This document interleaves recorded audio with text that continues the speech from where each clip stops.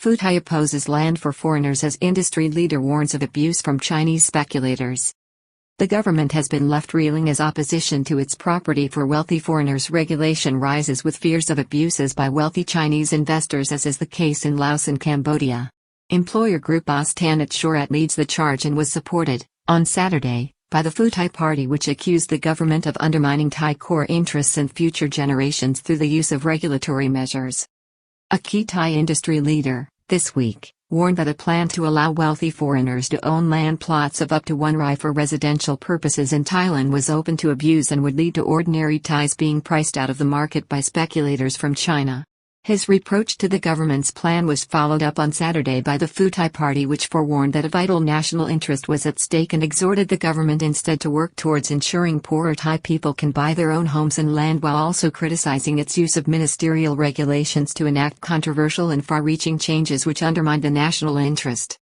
Mr. Tanit Sorat, the vice chairman of the Employers' Confederation of Thai Trade and Industry, Center, expressed concerns at the government's plans to allow foreigners with long-term 10-year visas to own property with freehold titles for residential purposes in a regulation approved on Tuesday by the cabinet.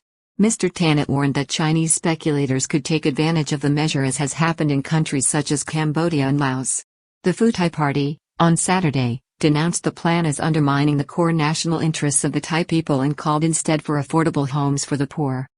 Pheu Thai, the main opposition party, on Saturday, issued a statement opposing a decision by the cabinet, on Tuesday, to allow in principle, elite foreigners who hold new 10-year long-term visas to purchase land for a home in the kingdom.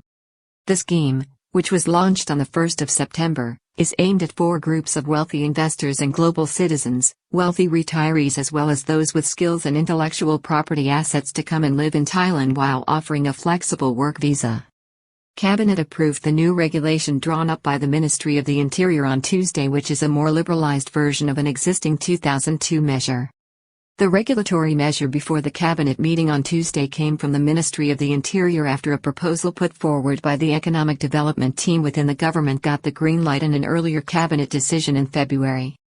The detailed regulation will only allow foreigners to own residential land in plots of 1 rai or 0.16 hectares. The equivalent of 0.4 acres in Bangkok, Pattaya and other municipalities. Cabinet approves land rights for rich foreigners as Thailand ramps up inward investment in 2022. The new regulation is similar to a 2002 measure agreed upon by the government at that time in consultation with the International Monetary Fund. Pheu Thai slams the government's vision of a sunny land for global citizens as detrimental to locals. On Saturday, the Pheu Thai Party statement differed from the government's contention, put forward by the Economic Unit under Deputy Prime Minister Supathanapong Punmichao, that the scheme would attract investment into the kingdom and help generate more economic growth to the extent of 5%, over the next 5 years. The new visa plan, unveiled last year and approved by the cabinet in February, sees Thailand as a sun-soaked oasis for wealthy global professionals who want an efficient and cost-effective local base. Wealthy foreigners to own small landholdings associated with homes here agreed in principle. 10-year visas for the right kind of foreigner who can play a part in Thailand's economic future.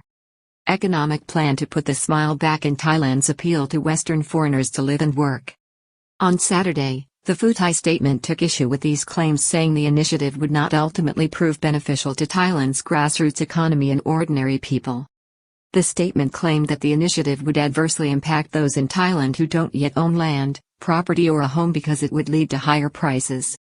The government's scheme hopes to attract 1 million extremely wealthy global citizens to Thailand over the next 5 years, generating up to 1 trillion in extra annual GDP after 5 years and 800 billion in investment over the same period. Thai Chamber of Commerce Chairman Sanan Angbolkul welcomed the moves as older 20-year scheme for foreign land ownership is compared. This week, welcoming the proposal, Sanan Angbolkul, the Thai Chamber of Commerce chairman, noted that Thailand had implemented such a scheme before in response to the 1997 financial crisis. However, sources have pointed out that this was only agreed by the Thaksin government under the Thai Party, the predecessor to Pheu Thai, as a concession to the International Monetary Fund when negotiating debt repayment terms linked with the crisis, and has rarely been used. The scheme still in operation allows a foreigner to apply to the Ministry of the Interior for permission to own land where 40 million has been invested in the kingdom, and also, Similar to the new initiative, limited to one rai for residential property. The investment conditions are similar to the new scheme but specify that the investment must be held for 5 years in contrast to a reduced period of 3 years under the new scheme. Old 2002 scheme was limited to property purchases and also allows foreigners to purchase industrial units. The current proposal allows for the disposal of the property by the Director General of the Land Office if it is not used by the foreigner within 2 years of the registration of the title. Foreigners can also apply to own industrial units under certain conditions such as Section 44 of the Industrial Estate Authority of Thailand (IET) Act but are required to dispose of such holdings within 3 years of a business ceasing to operate. The Pheu Thai Party, on Saturday, categorized this latest more wide-ranging government scheme as a desperate effort by ministers to attract investment and boost economic activity by offering benefits in response to its own lackluster management of the economy.